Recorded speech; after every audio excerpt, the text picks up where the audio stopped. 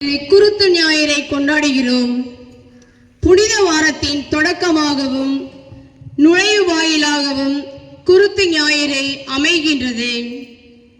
தாவீதின் மகனுக்கு ஓசன்னா முழக்கங்களோடும் ஒலிவ கிளைகளை கையிலே ஏந்திய வண்ணமாய் எபிரேயர் எருசலேமுக்குள் வீர பயணம் மேற்கொள்கிறார்கள். இந்த பயணம்தான் இயேசு இவ்வுலகிற்கு அனுப்பப்பட்ட நோக்கத்தை நிறைவேற்றுவதாகவும் மீட்பின் முதல் படியாகவும் அமைகிறது. 2000 ஆண்டுகளாய் விடுதலைக்காய், வாழ்வின் விடியலுக்காய் ஏழை எளிய மக்களுக்கு நம்பிக்கையையும் புத்துயிரையும் கொடுப்பதாகவும் அமைகிறது. அத்தகைய நாளை நினைவுகூரும் என்று நாமும் குருத்தோலைகளை உயர்த்தி கொண்டு பவனியில் பங்கெடுக்க இருக்கின்றோம்.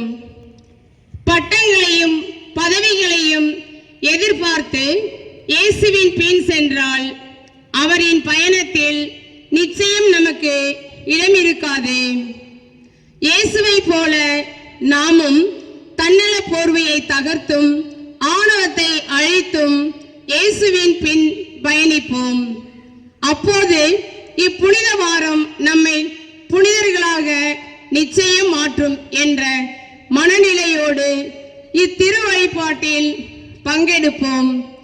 இத்திருபவனியின் வழியாக இயேசுவோடு கல்வாரிக்கு பயணமாவோம்.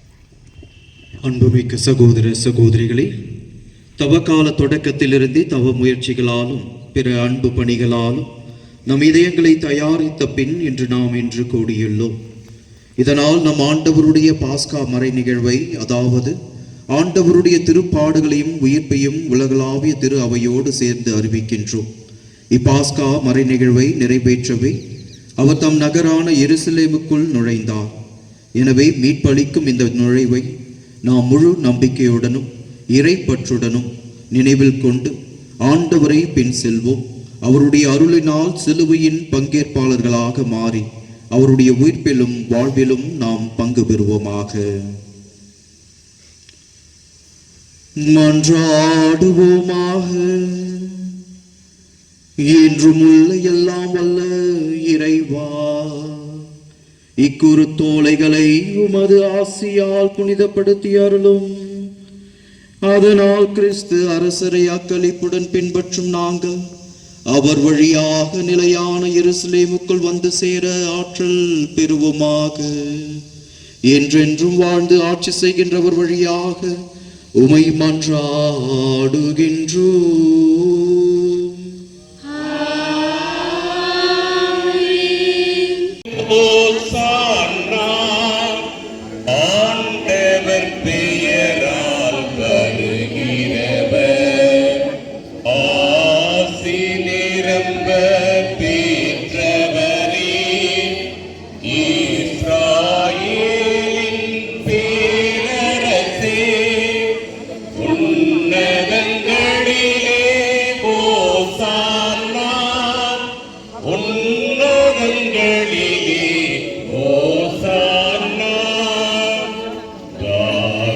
In